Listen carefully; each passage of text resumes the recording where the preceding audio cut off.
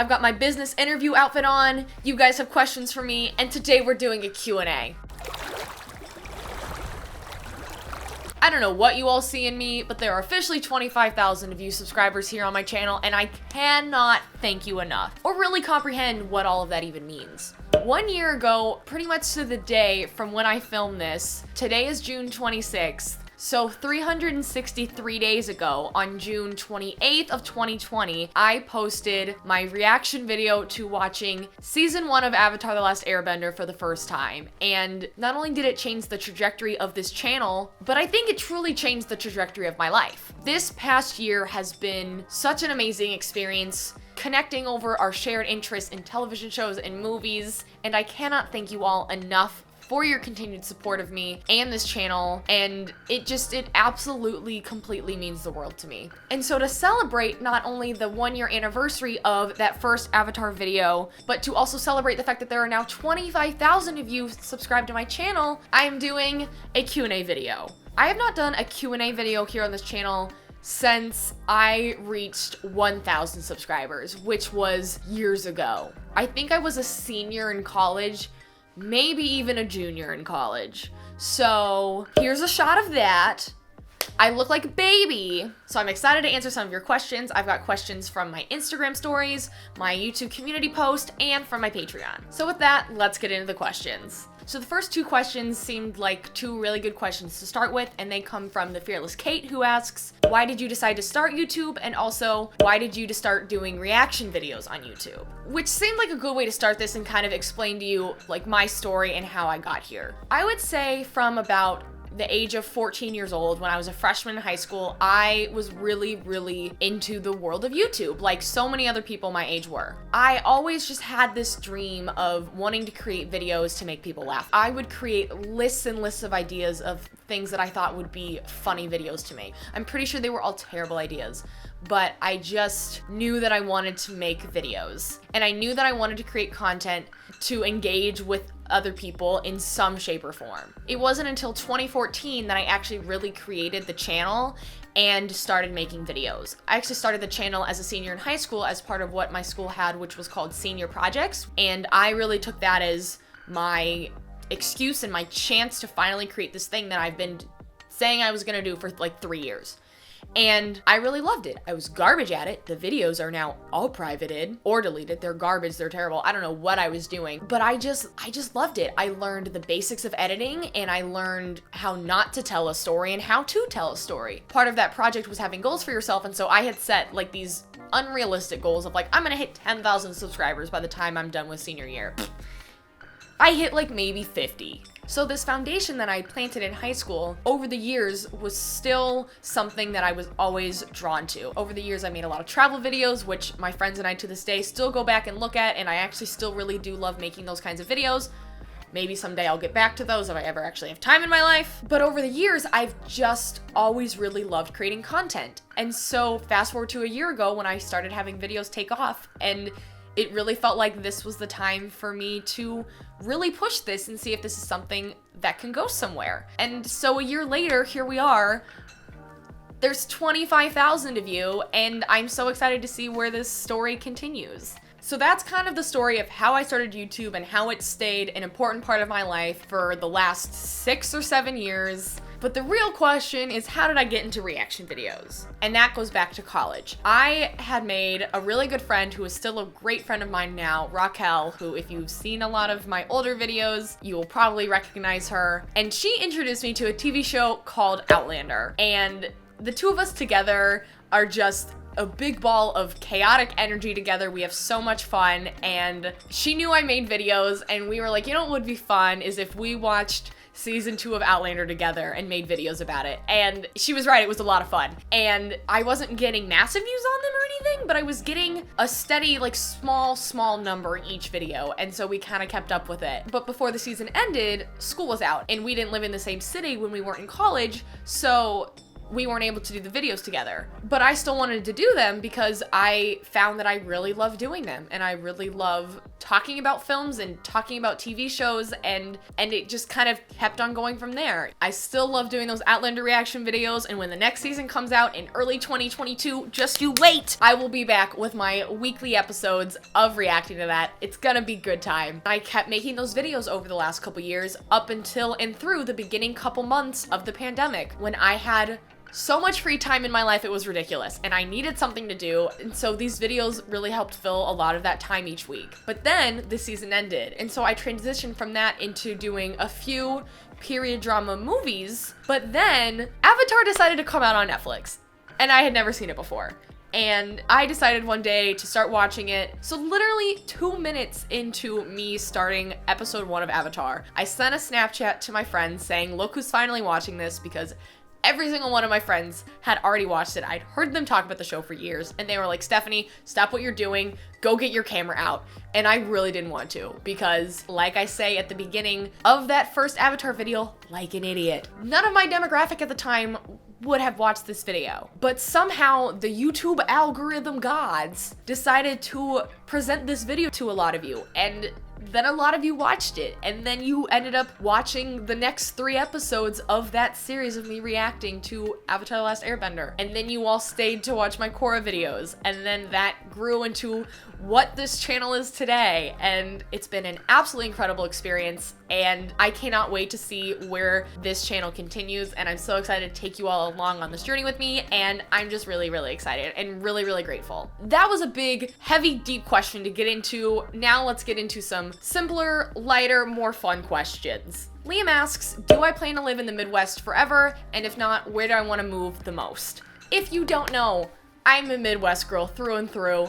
I say ope like it's nobody's business. I am very used to having to go into shelters for tornado warnings. I love ranch. All the Midwestern quotes that you hear and think of, I've probably said them. But with that said, no, I don't think I'm going to live here forever, / no, I don't want to live here forever. I have traveled a lot, and there are a lot of places that I've been to that I could really see myself living in. I think the #1 place is Edinburgh, Scotland. If you've been on my channel for a long time, you know that I did study abroad in Scotland in college, and I just absolutely fell in love with it. The culture, the people, the geography of the country. It's just, I think it would be a perfect place for me. Not only would I not have to learn another language, because I am absolutely terrible learning foreign languages, but also geographically, it would be a pretty easy hop over to England or to mainland Europe, or even to my other favorite country that I've visited, Iceland. Other options would be like London or New York City. So that's where I like to live. And so keeping on with the travel questions, Louisa asks, once you can start traveling again, where's the first place you plan to travel to? And I do actually have some upcoming travel plans for the first time in a year and a half.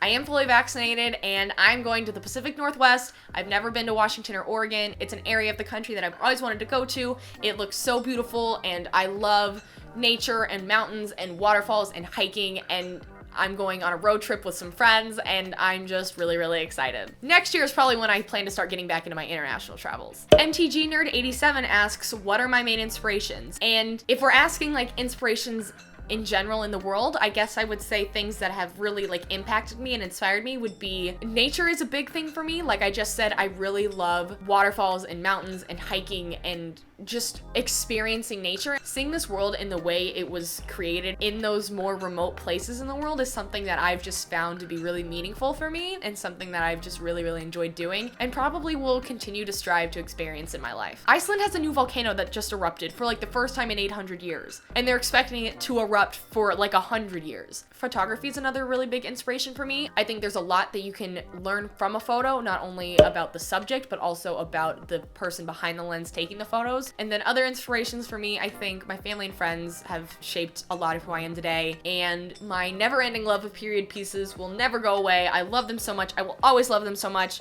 They are like the heart and soul of who I am, I think. And musical theater, ever since high school when I became a true thespian, musical theater will always be a core of who I am, and then also just my love of Scotland. It will never end. It will never waver. My love of plaid, it is eternal. Half Rot Hunger asks for a movie musical tier list, and I had to think about this one because I had to think about what is defined as a movie musical. Do pro shots count? And also, this was really, really hard for me to pick. 2 things to note. That's 3.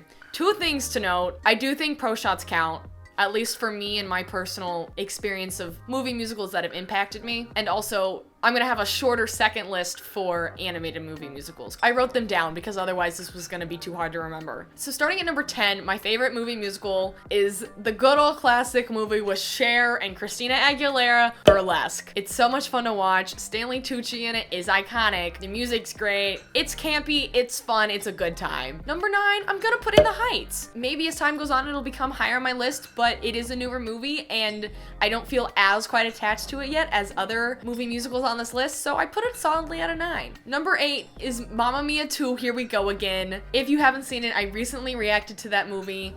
Love it. It's a good time. It's so enjoyable. It's an incredible sequel. It's also an incredible musical sequel, which one, we barely ever get sequels to musicals. And 2, if we do, they're usually not that good. I'm Looking at You, Love Never Dies. Number 7 is the classic Sound of Music. It's a great movie. It's a good story. There's a reason it's so famous. Christopher Plummer, Julie Andrews together are a fantastic duo in this, and that movie will stand the test of time forever. Number 6 is the predecessor to Mamma Mia 2, Here We Go Again, which is Mamma Mia. It's probably one of the only movies I will ever sit through and allow people to put on the subtitles for like the sing-along version. Cause all I wanna do any day, every day, is sing ABBA songs. Number 5 is the other classic movie musical I have on this list, Singing in the Rain. I really love that movie. Gene Kelly in it, Debbie Reynolds. It's a really, really great story and a fantastic example of the classic musicals that came out during that era. And number 4 is a musical that I think is actually really reminiscent of Singing in the Rain, which is La La Land. That movie clearly takes a lot of inspiration from those classic movie musicals. I see the dreamscape towards the end of that movie and I immediately think of the dreamscape in Singing in the Rain. It's a really great movie and I just really, really enjoy that movie. So number 3 is the first example of including a pro shot on this list, and that is the Disney Plus original pro shot Hamilton. If I was gonna include pro shots on this list, you know that Hamilton had to be included. Now, my second favorite on this list is one that I don't think enough people talk about. It's actually in the works to finally become a musical on the stage, on Broadway, and that is the movie August Rush. If you haven't seen this movie, I highly recommend it. If you want to feel feelings and if you want to feel this deep connection to the essence that is music, watch this movie. A young Freddie Highmore, a younger Kerry Russell, and Jonathan Rhys-Meyers. The two of them together. We only get to see them together as a couple in so few moments, and yet those moments are like everything. Like when I talk about movies that show like the potential of a couple, I think it's this film. And like how music brings everyone in it together, it's phenomenal. And I don't think enough people talk about it. I love it. And then the final movie on this list is the reason in itself that I included pro shots on this list, because the 25th anniversary staged filmed version of Phantom of the Opera at the Royal Albert Hall in London was the defining experience for me that led me into my love of musical theater. I'd seen other shows live before, but when I experienced this film, it truly affected me and showed me what incredible experiences theater can be. The story is so intriguing and interesting, and it's like a 3-hour show, and I could not look away. There's a reason the show has lasted on Broadway and in the West End for as many years as it has. It is iconic. It is a cultural pivotal moment in theater history, and I count this because I personally have the DVD for this, so I'm counting it. It's my favorite. That's my movie musicals tier list. Now, don't ask me my opinion on the true movie musical of Phantom, starring Gerard Butler and Emmy Rossum. Just don't do it. Now, the quick list of movie musical animated movies. Number 5 is Mulan. It's great. Need I say more? Tarzan. I just made a video about it. It's great. Phil Collins' music slaps. Need I say more? Now, the top 3 are videos that I do plan for sure to make commentary videos on at some point. Number 3 is Hercules, my favorite of all the Disney films. Meg is one of, if not my all-time favorite female character in a Disney movie. Number 2 is Anastasia, the best of any princess animated movie musical in existence. This movie has been a pivotal part of my life since I started renting the VHS from the library every other week when I was like 4 years old. It's incredible. And number 1 is what I might consider one of the top 2 greatest films of all time, The Prince of Egypt. Hans Zimmer with Steven Schwartz did not need to go that hard, and yet I listened to that album today and it still gives me chills. I listened to the original cast album of the stage version that's happening right now in London a lot. The story is great. The music is fan-freaking-tastic. I cannot rave about that movie enough. So be patient and those videos will be coming. What is one of my favorite movie quotes that comes to mind? And there's a lot. Right off the bat, I immediately think of Clueless and her freaking quote while she's giving that presentation. And she's like, because at the end of the day, it's like the more the merrier. And so, if the government could just get to the kitchen, rearrange a few things, I'm certain we could party with the Haitians. And may I remind you that it does not say RSVP on the Statue of Liberty. That and pretty much anything from the 2005 Pride and Prejudice movie, because I swear I can quote like 75% of it, especially, "You've bewitched me body and soul, and I love you. I never wish to be parted from you from this day on." It's like, it's everything. Diabetic Dog Lover asks, what is my favorite series that I've ever reacted to? And to be completely honest with you, it's still and probably will forever be Outlander, because that's really what started me reacting to shows on this channel. It's still one of my all-time favorite TV shows, and I have a lot of great memories of reacting to that show with my friends, and it is a show that I will continue doing until they decide to stop making seasons. As much as I love Avatar and Korra and She-Ra and Kibo, Outlander's gonna be it. Lisa Goes Grar asks, what is my favorite show or movie that I've discovered through you all? I think of the TV shows that you guys have recommended to me, it's really hard because trying to pick between The Dragon Prince or She-Ra, especially when She-Ra is like a full complete show, whereas The Dragon Prince isn't over yet, and so it's really hard for me to pick one. I really loved all the shows that you guys have recommended for me to watch, but I don't know that I can pick one because I really enjoyed both of those. And I'm really excited for season 4 of The Dragon Prince when that comes out. Neil Sarah 15 asks, what is my favorite video that I've ever filmed? And if we're talking about a video that I've ever filmed, whether it be reaction or not, probably any of my travel videos, because it's just something that I really love doing when I go traveling, is taking my camera, taking multiple lenses, trying new things and different kinds of shots to get like cinematic clips and putting it all together and creating a story and a timeline that I can look back on my experience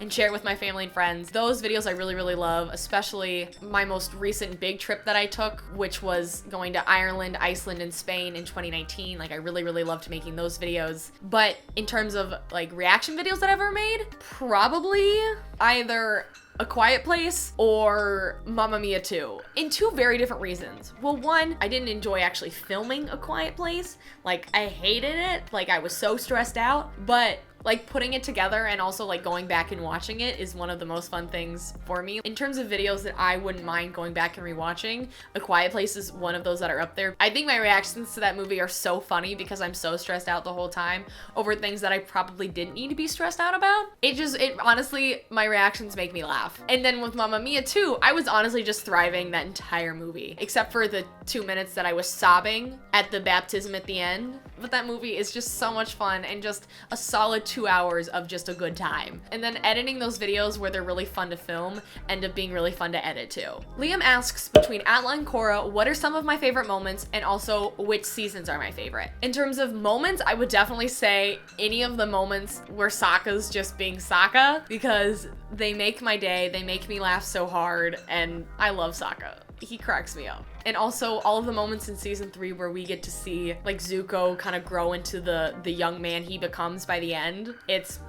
It's great. And then in terms of favorite seasons, I would probably say season 3 for ALTA and also season 3 for Korra. I'm simple, I'm predictable. Season 3 of Korra, we get Grandpa Zuko. It's great. And it makes me laugh even thinking about and knowing my reactions to those moments. I was having a good time. I think all 3 seasons of Avatar are great, but season 3 is just my favorite. What is your favorite so bad it's good kind of movie? And first off, you listed The Room, which that's an experience in itself. I would say one of the biggest and first things that comes to mind is the movie Adore. One day I might even make a commentary on it because it's wild. It's absolutely wild. It's Naomi Watts and Robin Wright, and I don't feel like explaining the plot to you. Just go look it up. It's one of my favorite terrible movies. Eduardo Aham says, I want to know an interesting fact about you. Well, it's not really a question, but I'll tell you. The first thing is that I don't think my earlobes are the same length. Like, I think this one is hangs a little bit lower than this one. Don't know why. It's just weird. And then 2, I actually walk a little bit with my feet turned inwards. Just naturally, I tend to walk a little more pigeon-toed, I think is the term. So I tend to scuff up all of my shoes. For example, here are the shoes that I was wearing the other day for work. Like, look at this. Can you see that? I think you can see it. Yeah, they're scuffed. And sometimes scuffs I can like get out, but then there's the really strong scuffs, and that's what these are.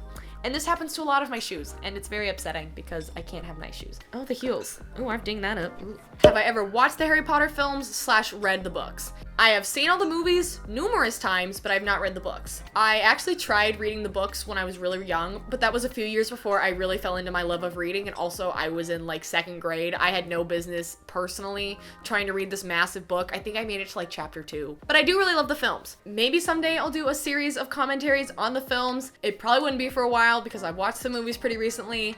But who knows, maybe someday. What's my favorite movie to watch? It's a movie I talk about all the time and reference, and it's the 2005 version of Pride and Prejudice. This will always be my favorite movie. Even if I'm 90 years old and they've made another 20 adaptations, I really don't think that another version of this film will compare to the way that this film makes me feel. I've watched this film more than any other film. It still brings me the same joy as watching it for the very first time. It's my favorite film of all time, and I don't think that will ever change. What's a movie that I regret watching? The Avatar movie. M. Night Shyamalan's Avatar movie. It's truly, I think, one of the only films that I like actually regret having spent time on. I mean, it was funny, like, making the video afterwards, but there are very few times that I like truly hate and feel like I've wasted 2 hours of my life. And this movie made me feel that.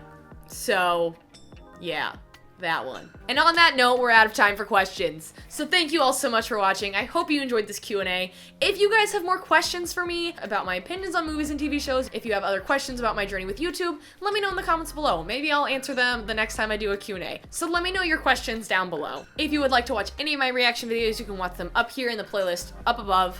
Thank you to my Patreon supporters. If you're interested in supporting me on Patreon, you can visit the link in the description below.